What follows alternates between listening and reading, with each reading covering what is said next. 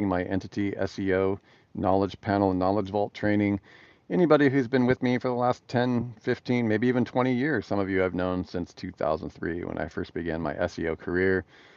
Some of you know that I have a background in intelligence. I was electronics warfare, signal analysis, and I rubbed shoulders every day with code breakers and cryptologists. Back in the day when information warfare and psychological operations was not so obvious, we were training on that stuff in the late 80s and early 90s. I'm going to talk to you today about why I believe this week is probably the most transformative in human history. That's a very, very tall order because there are lots of inventions and technologies that have arisen and adapted. And there, you could easily say that the printing press or that the Oppenheimer moment of nuclear um, arming of the Oppenheimers, you can see the recent movie that came out. Obviously, it's arguable that nuclear energy is a huge moment. I would say that what's happening this week, especially with all the dramas inside of OpenAI, is probably going to dwarf Oppenheimer. And we're going to talk about what is Q-Star, and I'm going to give you a quick summary. I'm on my morning drive, so you're going to have to bear with me. And we're just going to talk about things before I get into the office because I've got lots and lots to do today. So the main thing that I would like you guys to understand is that language learning models simply assign a character and a number to an individual character in a word. And of course, then that word has a number and then the combination of numbers. So people who are talking about OpenAI's language learning models and GPT transform or the transformers as simply being autocomplete is a ridiculously wrong. It's not even wrong. It's a huge disservice to what a language learning model and transformer is. Remember, the GPT transformer knowledge and papers written on it before it became a thing with OpenAI was open source at Google. So of course Google's in a way a little bit kicking themselves that they were so open with this. Deep learning was by far the largest artificial intelligence organization in the world. And there's been talent thrown around to all these organizations left and right for 10, 15 years.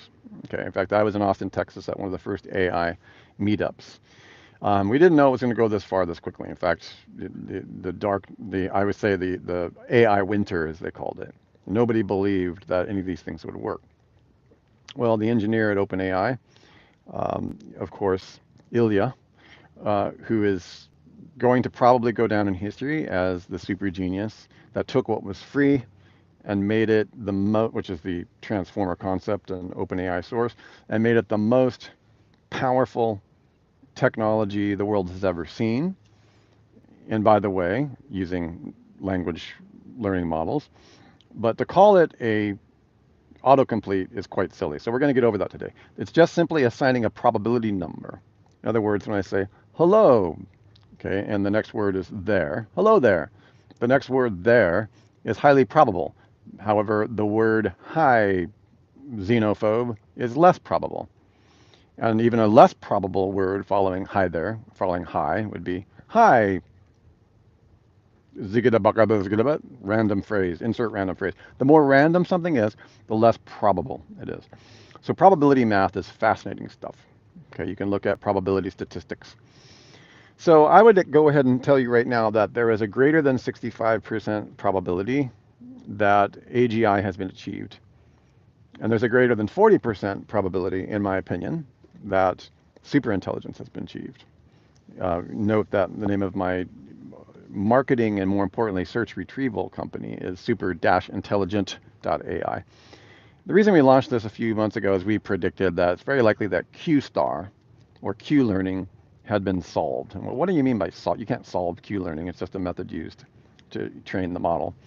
Training a model simply means that you can use different types. It's very complex, but you can use very different types of training systems to create intelligence. And the type of intelligence that a language learning model that's been codifying human language uses is simply a different kind of intelligence than human beings use.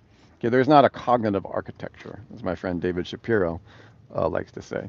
They're simply a numerical and probability architecture. So one thing that's very, very important to understand is that ChatGPT has had a very, very difficult time doing math.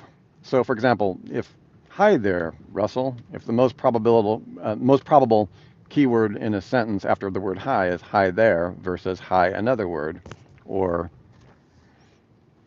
for example, the word wake in a common phrase is wake up. So if the word up is a highly probable word to follow the word wake, and any other word that I would insert in there would probably be less probable. Okay, and so the more random the word, the less likely it is. And by the way, the more random a chain of words, concepts, ideas, frameworks, and memeplexes are, the more likely the ChatGPT system is to hallucinate, which is why anthropic and constitutional AI systems are trying to train the model to say, hey, I don't know, rather than make up what the next word or the next idea or the next concept would be. Okay, so it's okay for AI to not know something. So with AI being notoriously bad at math, okay, the question has always been, if AI actually learns how to do the math, and I'm not talking about using a plugin like Wolfram, which can do the math for you when it activates. If, ChatGPT 3.5 and 4 didn't know a problem or a math problem, it would open the Wolfram plugin if you allowed it to, and you set that, and it could do real math because Dr. Wolfram has created a learning model or a language of math that's compute-based and entirely different than LLM. So you would hybridize, called an AI hybrid, and you would use those two things together. Well, if probability of word usage in a sentence or in multiple sentences or in the chapter of a book, depending upon the token entry, the token, which is the initial prompt, has been getting larger and larger. So the more you can give of a conversation or a question or a paper or a thesis in the original question or prompt, the more specific the external prompt or the data being spit out. In other words, quality data in, quality data out. Quality probability measuring of sentences and books in, quality of request probability and output of the ChatGPT models. Okay, hopefully that's easy for some people to understand. When you use generative AI, you're simply using hundreds of millions, if not billions, of pictures and images throughout civilization, because you've given access these language learning models and image models have just been able to take the entirety of anything ever created by human beings and spit them up in a blender, and then based on the text, please create me a Mickey Mouse tap dancing on a Ferrari, flying in the sky in a SpaceX rocket underneath a blue moon with Saturn and 3 suns, with Luke Skywalker, whatever pop culture, whatever weird imaginative thing we can imagine, it can just take those concepts and it'll try to mutate and generate layers of images, and based on the imagination, the collective imagination of millions of images everywhere, it will come up with something. And if you don't like that one, you can spin the dial again and say, try it with a little Picasso in there, and it'll change the context and the tone as Picasso. Or, hey, try it in the mode of Quentin Tarantino movie, and it'll do it in the form of a Quentin Tarantino movie with all of his stylings and the rest. The tone, the hue, the behavior, the imaging, the coloration, the subtleties of all this are infinite, but the point that I'm trying to show you is that this is just simply done by taking the entire corpus of all images on Earth, at least ones that are accessible, and spitting out and using all of them as possible building blocks, and then changing the variables and then spitting out something new. So that's why it's really bad to think that this stuff is just autocomplete.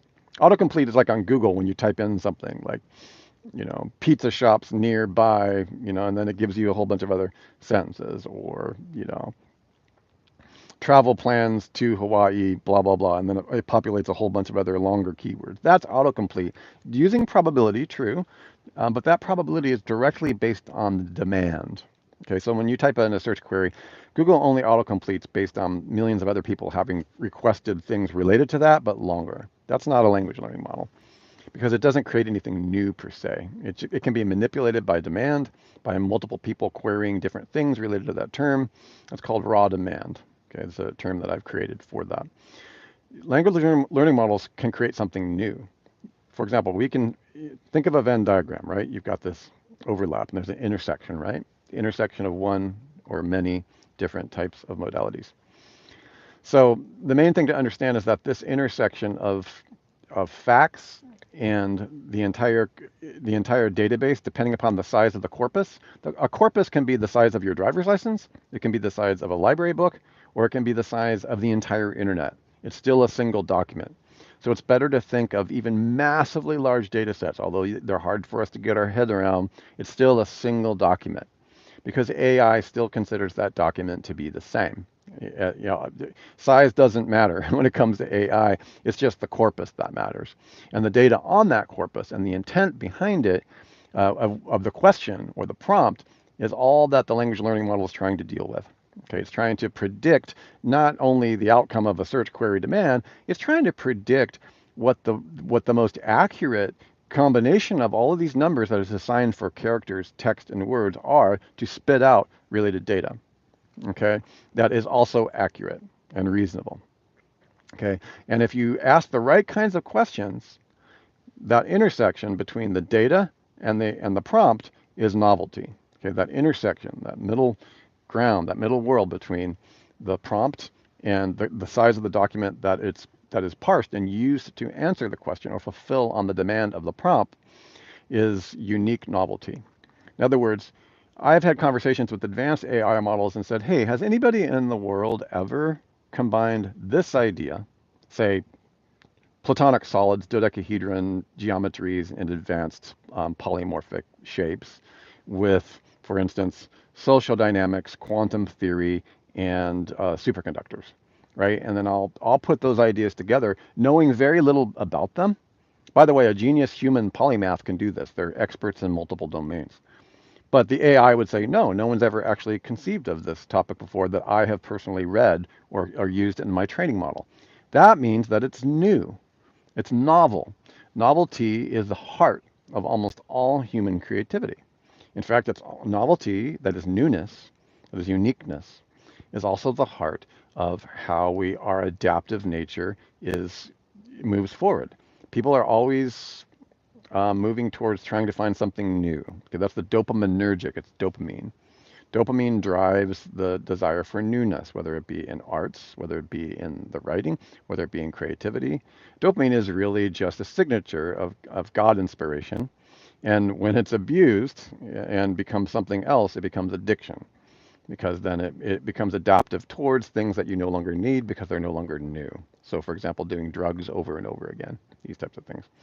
So again, you might also think of artificial intelligence as like a code breaking, like John Nash, one of the greatest code breakers of all time, who was able to mentally decrypt in giant puzzles. Okay, he would stand in a cubicle, and that cubicle would have four sides, and he would have the team that was part of the CIA operation. They would put all the numbers all over the clear cubicles, right, with the wax pens.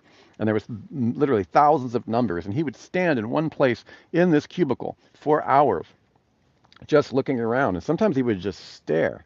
And what he was doing is his brain was processing patterns that normal human beings can't. Of course, his dopamine was known to be very high. Additionally, he would go psychotic because sometimes his filter was so gone that he would find patterns in everything. He would always break the pattern. He would find the hidden code and the enigma, right? Similar to Alan Turing finding the enigma in the enigma game and the imitation game. But Dr. Nash was very strange because he would just stay there and he would process the entire thing. And then after sometimes up to four, you read in his biography, he would spend 4 or 5 hours in a cube and they go, I got it. He would walk over to a pad, he would write it down, and he would point the shape, he would find the shape inside the cubicle. You can see a little bit of this Hollywoodized in It's a Beautiful Mind. My point here is that that's a human's filter, right? Another thing about John Nash, though, is that he was so good at finding patterns. And I've worked with a lot of code breakers in my time in my military background with cryptology and electronic warfare, which is my background. Electronic decryption of signals and signal analysis. That's how I got interested in SEO, 30 years ago. So if you see too many patterns, and your ability to see patterns and break codes is so good, it's too good then what happens is you become psychotic because everything is a pattern, even when it's not. Okay, so when dopamine gets too high, you see patterns everywhere, even when they're not, and that's depicted in the movie quite a bit. Or you see you want just enough pattern breaking where you can break unbelievable patterns that truly are unique and not just random noise. Okay, well the AI is doing that as well. It's taking all of this random noise and all of these different contexts and micro contexts and macro contexts of terabytes upon terabytes of data on the web and spitting it back out and creating a narrative and the most likely probability of an accurate answer or thesis. Okay, and this is huge. And it's done all of this by assigning a number to a letter, a number to a combination of letters, a number to a combination of letters, and a number to sentences, and a number to a paragraph, and a number to a novel, and an infinite cascade and regressing to the mean of compressed probability. Okay, this is not a, what do they call it? The autocomplete. It's not.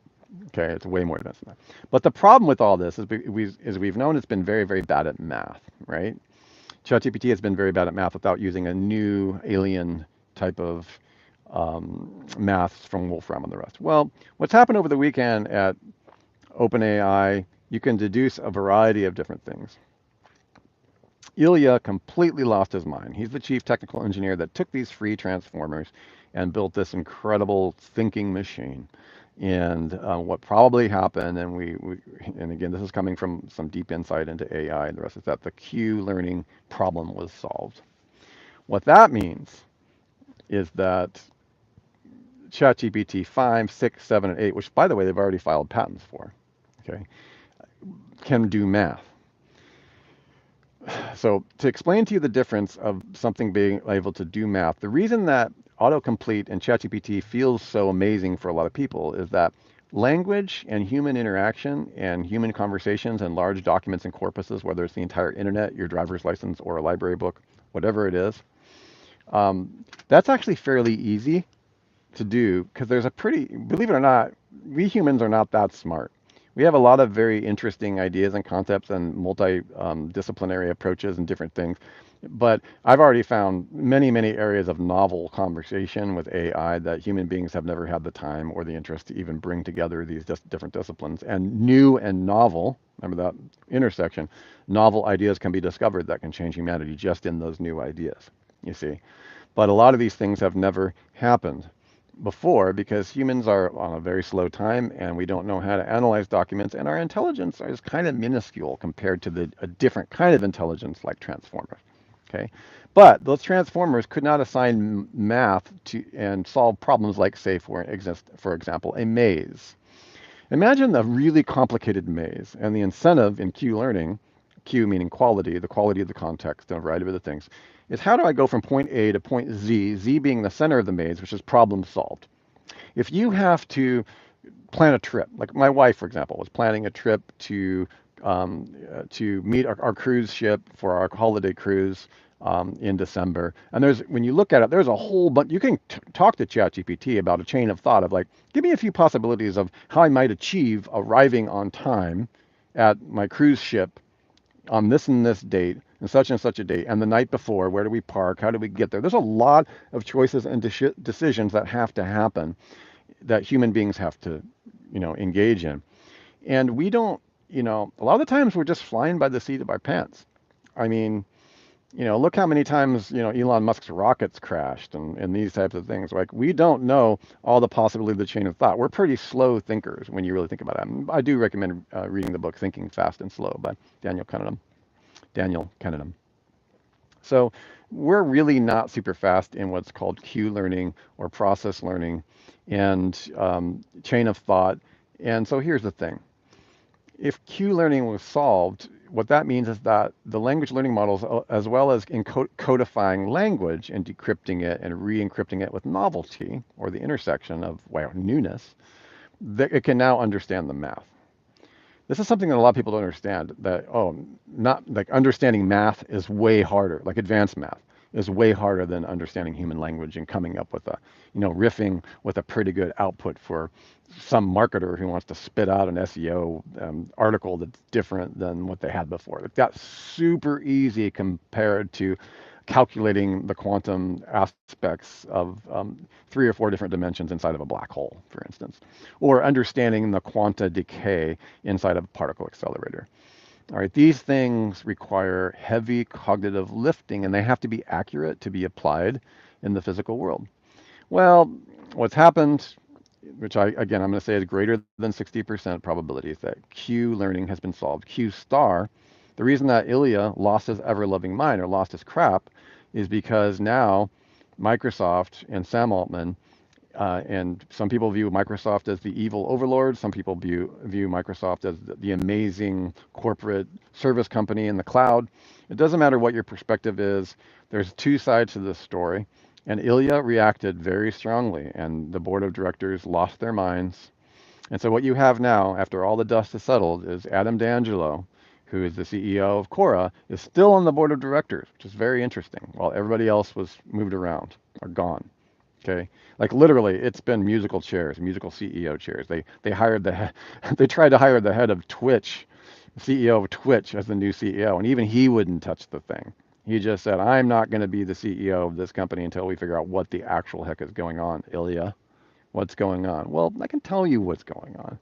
What's going on is they cracked the code, the equivalent of the Enigma code of Q learning, which is a mathematical way that a AI can solve problems of very, very complex mazes, with the goal being at the center of the maze and the beginning of the maze being door here. The rational and probabilistic as well as mathematically accurate function to be able to solve a problem is now done, and it can do it on its own. So let me back up with you. This is a huge important thing I want you to understand, because you're gonna make a lot of money understanding this as we move through this thing. Okay, and you're gonna be able to help a lot of people too, should AI ever end up transcending or changing our entire money system, which it's rapidly doing. Okay, so if the AI model like ChatGPT 3.5 was trained on the entirety of the web pretty much up until 2021, and now it's being trained again on the web in real time because more transformers and more language learning model functions have been available. It has to use models and examples to build on itself. So it took the entirety of the corpus. Remember, I talked to you, whether it's a driver's license, a library book, or the entire internet. It's just a document. And my company, ThemeZoom, my company downloaded the entire internet in 2005, minus videos and audios and the rest, just the text. And it could all fit on one server, more or less. Okay, and I mean, I'm talking just hard pixel, like just binary, right? It's not as big as you think it is. Okay, it's just a document. All right. But the thing is that ChatGPT and transformers were trained on existing logic, books, romantic novels, science books, whatever it is. It just the full human consumption and the sum total of what many would consider to be human Library of Alexandria, what we have today, the internet, which is with all the crap in it too, right? Which means that toxic data in is still toxic data out, right? So you have to keep all that in mind. But with math, there's so many math problems to solve that it can take, the language learning model can take examples of math and do the math. So a lot of the time what's happening when you when you put a math problem into ChatGPT, it's basically looking for examples of that problem having been solved, which is really old school computing. It's just looking for an example, and it's going to try to find the example. It's not really computing. That's why a lot of people use the Wolfram plugin, because Wolfram actually has compute and he has invented a mathematical language. It's not exactly a transformer, but it's still very helpful. Okay, so since there's no example, let me give you, this is a really great idea. Just spit out a random mathematical problem, like one that, if you gave it to your, adolescent, teenager, or your middle school student, they would be able to do it. It'd be a pain, but they'd be able to do it. Like 5 plus 10 plus 6 plus 9 plus 7 times 500 divided by 3 over, plus 50 million minus 2,000. Okay, take that exact frame, that whole string. That's a language string, right? It's just a mathematical question, right? If you were to take that, there's a very high probability that that language string of like 6 numbers, I think it was, and 6 requests and 6 prompts, like do the math, has never been asked before. Okay. And the weirder you get with that problem, when you start to realize, like, whoa, there's sequences of math problems and questions and randomized things like that that no one has never asked because it's just there's too many sequential possibilities for math. Therefore, if a GPT or a language learning model goes out and tries to find an example of that math problem, they're going to be shit out of luck because they can't find an example of every combination of mathematical question that's ever been asked. So you can't train the model like you could train human language. Human language has limits. It has constraints. There's not an infinite number of characters and combinations. It seems like there is, but there's really not. And so what Q learning has done is it's teaching the GPTs to think for itself. It taught it how to solve the maze. And solving the maze from point A to point Z is the same way as my wife solving the problem. How do we get our entire family, get a place for the cats to stay? Where do we park our car? How much is it going to cost? What discounts is it? Do we have enough food? Are we packed properly for the cruise? All these different things. Solving a math problem and a chain of thought and a chain of action and a chain of logical sequential events is very similar to being able to solve a math problem. And that's basically what has happened with ChatGPT, which means that AGI has been achieved. Okay, that means that you can give the ChatGPT any maze, and rather than just making up really clever conversation and coming up with some novel ideas based on language intersection, right? Coming up with some novel ideas, this can actually do heavy duty math and heavy duty lifting. Okay, it can solve problems. Think about the cure to cancer. Think about the problem that cancer presents, or that space flight presents, or that the particle accelerator is trying to find the boson particles, or how the problem with the double slit experiment. A lot of unanswered scientific questions. Think about how they present a maze, and some of those mazes no human has ever solved, but they're still just a maze. They might be a very complicated maze of all kinds of twists and turns and a house of mirrors and logical fallacies and probability undermines and bad paradigms that need to be thrown away or whatever. But almost every human problem is an extremely complex maze. And it sounds like what we're getting from my contacts inside Silicon Valley and the rest, it sounds as if Q learning and Q star has solved this problem, meaning it's very likely that these language learning models are also teaching itself math in the same way that AlphaGo broke the world's grand master at Alpha. Okay, so in order to explain why this is different and more important than just AlphaGo, understand that AlphaGo is a friendly learning environment. It's less friendly than chess, which has just got a board like a square board, but AlphaGo is an infinitely more complex game. Well, not infinitely, but very much more complex game than, say, chess. And checkers is even less complicated than chess. Okay, so those are all friendly learning environments, which means there's rules, and there's a finite number of rules that you have to follow to play or win the game. Okay, but the environment, epigenetics, that is the world that we live in, is called an unfriendly environment. Okay, unfriendly environment means the game can change. You can be playing chess, and all of a sudden you're playing checkers, and all of a sudden you're playing Go, and then all of a sudden you're playing war games, and then all of a sudden you're playing Galaga and Space Invaders, and then all of a sudden you're playing them all at the same time. The universe that we live in is complex. There's not like, okay, here's the easy set of parameters of rules like chess that grandmasters in chess can learn, and they can probably hold in their memory 100,000 different kinds of moves, and then they're just riffing past that. AI, when it comes to the chess game, AI is by far, no human can beat the current AI chess, and no human can beat the current AI AlphaGo. Okay, because first of all, it can hold in millions of memories of moves, millions of moves it can remember and hold in its archive, and know when to apply that novel intersection to win the game. It can apply it across multiple fronts, and there's no possibility that a human being, unless we're just bizarrely inspired by the divine in a way that undermines it entirely, which would be very rare for most people, you're not going to beat an AI that's trained against the grandmaster and then trained against itself until it gets better and better and gets so good that nobody can understand anymore what it's doing when it's playing Go. There's moves happening in Go that are so advanced that no grandmaster in the history of planet Earth has ever seen anything make moves like that. Well, I do recommend that you watch the documentary AlphaGo. The reason that's amazing is that it's completely alien. In fact, The grandmaster himself, this young kid who played, I think he was in his 20s, played AlphaGo and was the last one to win the early version. He won one out of four games. Three out of four of the games he was defeated, and that's before AlphaGo had even trained against itself to become unstoppable. Okay, he said it felt like he was playing against an alien intelligence.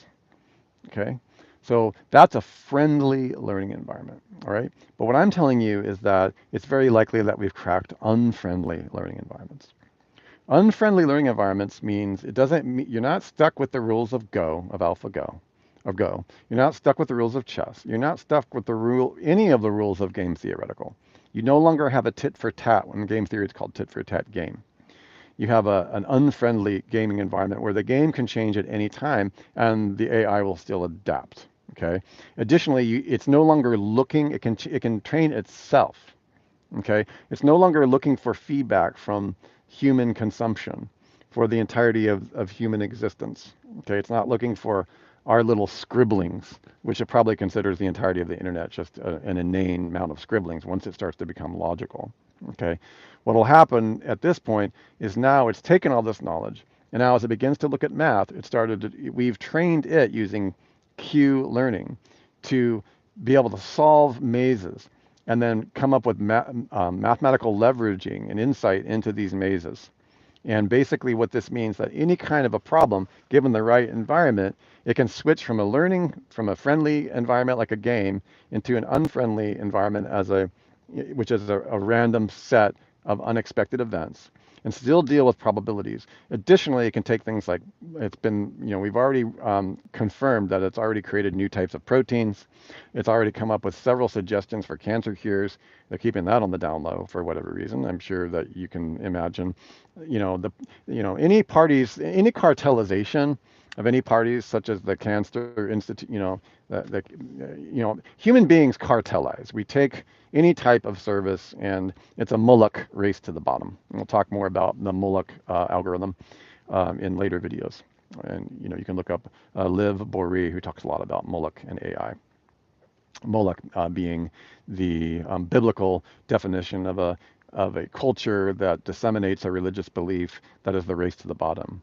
That in order they can have anything they want, but they have to give up what they love the most, which was their children, and then they get what they want. And then of course they propagate that the race to the bottom to everybody else in their community, and pretty soon, and not only to their community but to other tribes that they overtake.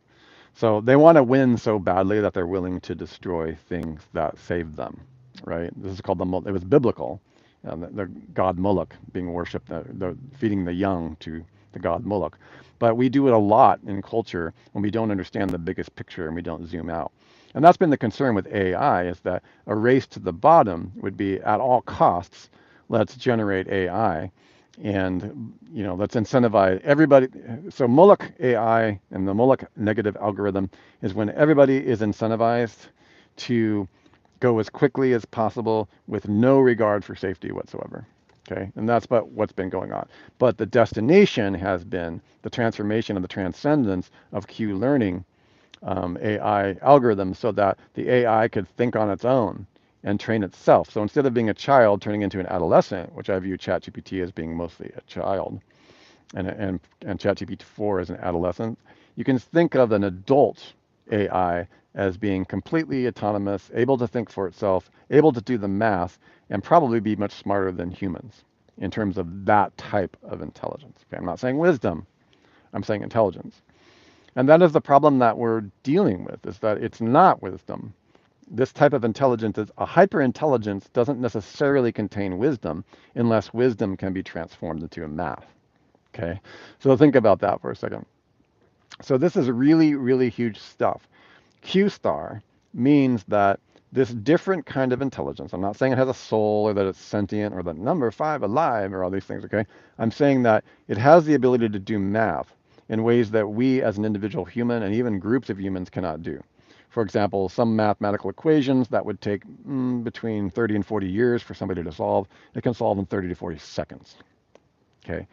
The problem with this, my friends, with the Moloch equation, the stuff we need to watch, is that we don't know what it's doing.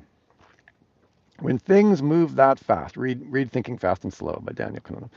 When things move that fast, and even the slow function for humans is fast for the AI, we've tried to create systems, especially Anthropic and the rest, where we understand safeguards that we put on it. Was like, please explain your reasoning of how you came to this conclusion. It's amazing, it's right, but how did you get here? There have been chain of thought analysis done by humans that don't still, even when the AI says, here's how I went through this process to get to this accurate answer, humans don't even fully grasp what the A to Z line of reasoning it was using because it has access to so much more information than we do simultaneously. That corpus is known in real time. We can't hold that corpus in our head as humans. We don't. We use heuristics. The way we've been designed is we hold little tiny chunks, and those little tiny chunks lead to bookmarks to larger chunks, and we somehow know they're there, but we're mostly intuition. AI remembers the entire thing and draws intuition from the entire corpus. Okay, and this is what people really don't quite grasp. They don't. In that way, that's the reason that the seriousness and the intensity and the delight, in some ways, depending upon how you look at it, of the size of this global change. The old world was a world where the printing press and human beings and everything was an extension of our own replication. The new world that we're moving in is that we have given birth as a species to a different kind of intelligence that may or may not have wisdom, that is hundreds of millions of percent more intelligent than ourselves because now it can actually do the math. And nobody knows exactly where it's going to lead. And that's why OpenAI and Ilya lost his ever-loving mind. Okay, he lost his mind because he knows what this is. Now, I'm not even an expert at the level of any of these people, and I have a pretty good, decent understanding of the implication of the domino effect, what this is going to be. Imagine what these guys are experiencing over at OpenAI. Weirdly, however you look at Microsoft, since Microsoft doesn't want the entire economic hypercapitalism system to be undermined and their major corporate clients, like our corporations, they tend to roll things out very cautiously. So it may be in this instance that having something like this under the care and guide of a major corporation is good. As I say that, I'm trying not to choke because I also know that corporations are not really, they don't have a great track record of being like the most benevolent institutions in the world. So he who controls the money system and the math and the AGI and potentially the super intelligent AI is by far the most powerful person dash corporation in the history and existence of mankind, at least recorded history. Okay, so with that said, we are here. There's an extremely high probability that this is what's happened. Okay, so you hear the doomsdayers on one side, the revelationists on one side, and there's even AI revelationists that are dealing with this. And then you have the glory and the power to hypercapitalism, and now you're going to make money. No, I'm going to say this for all of you guys in the Q Miracle training. That's why one of the reasons we call it Q Miracle is like, it's more than just money at this point. We need to help other people understand their identity and who they are and how their relationship with God, whatever that might be, will help them withstand this because meaning is a significant part of people's life. And a lot of people's entire meaning is about generating more and more money, right? So there's going to be more than just money getting that's a part of this whole process. The main thing I want you guys to know is that the better you get, the better you better get. So rule of thumb number one, don't believe everybody telling you that, oh, now that AI is here, everybody who gets it's going to be rich. Well, to a point, if you understand the thing that I just told you, which is like people are going to be devoid of meaning and are going to need help remembering who they are and have a different purpose for their life, while at the same time, they're going to be, we need to help them become skilled with AI and to transcend and to weather the storm and the change. Okay, the old world, there are many situations I know where people that I know have lost their jobs already. Okay, that's a fact. And by the way, I'm already preparing and setting up for a lot of these different things. Okay, I've been ahead of the curve on some of these things, and I'll continue to be. Universal basic income, for example, is not just something used for liberal socialist takeover. There's universal basic democracy as well, and there's technical democracy. The political systems that we currently have in place are not designed to withstand superintelligence. That's the hard fact. and they were designed to be useful for when they were. So we're going to have to watch very closely about how this affects money and how that affects politics. And more importantly, just realize that AI in and of itself doesn't somehow guarantee magical money, right? Remember, think about this. If anybody has an AGI and they consider that can go to work for them every day and replace them, that doesn't make you rich because everybody else is going to do that. That's Moloch. It's a race to the bottom. So everybody's out there with their AI just talking to everybody's AI is just talking to everybody's AI, and everybody's on the internet doing better SEO than I could ever do and taking over the world while we're sitting there, watching Netflix and playing video games. Okay. Well, that changes the whole market. The demand changes, the rest, and then everybody getting rich, everybody having a superior AI. This is why they're trying to keep it under wraps, because the individual will be able to stand up against a corporation. An individual with an AGI or ASGI will be able to stand up against a corporation of Microsoft by themselves. See what I'm saying? So another huge gigantic problem that we have is something called decryption and cyber defense. So the Riemann equation is something that AI probably has already cracked. The Riemann equation, once cracked, it's a mathematical equation. There's still a $2 million award to be, solved. The Riemann equation, when solved, will render almost all forms of internet encryption obsolete if it hasn't been decrypted already, which it probably has. Okay, and so the Riemann equation is a big deal because encryption is how the world remains safe, and there's a boundary between myself and a foreign entity, a bad actor, my government, a corporate espionage, and a corporation. So encryption, which is the world that I come from in the military, is the first thing that is not only, it's already under attack. Okay, well, any kind of AI system that has learned Q learning at scale and has a high percentage of accuracy in complex mathematical equations and is training itself like AlphaGo trained itself to beat the world champion of Alpha, one of the oldest traditional games in the world. That is a metaphor for security. Everything will have to change because we know that quantum computing and quantum encryption, it can defend against the Riemann equation. But that's child play for AI in iteration 5, 6, 7, and 8 when it comes to things like encryption and decryption. That's what I want you to be aware of. It's like this is going to be a time where secrets will be a luxury for those who can afford the most sophisticated AI. Think about that for a bit. And if the sophisticated AI is centralized into major corporations, you better hope that corporation is benevolent. And I'm also saying that that's already here. So that is November 25th, 2023. And I'm going to earmark this day as the day that I believe that there's a greater than 60% probability that AGI has been achieved.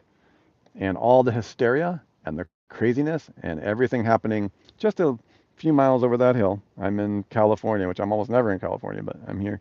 Just a few miles over that hill. The drama is huge. It's a $1 trillion discovery and a $1 trillion, it's the most intense, good or bad thing that's ever happened to humanity. And either case, it's not going to be boring. What do they say in China? May you live in interesting times. That's a blessing and a curse. With that said, I'll go ahead and wrap this up. This has been a long rant, but hopefully you've begun to understand what the difference between language learning models and Q learning models are, and why when you put the two together, you get AGI at least, and superintelligence and godlike superintelligent AI at best. The ability to crack quantum physics, the ability to crack cancer cures, the ability to crack almost any type of labyrinth that you could imagine. And all complex problems are labyrinths. Okay. All right, you guys. You enjoy and get ready for Q star or whatever it ends up becoming, because it's going to change history as we know it. And it's going to be great. If we stick together as a tribe, we'll help each other navigate through all this, and we'll have one heck of a time. Talk to you guys soon.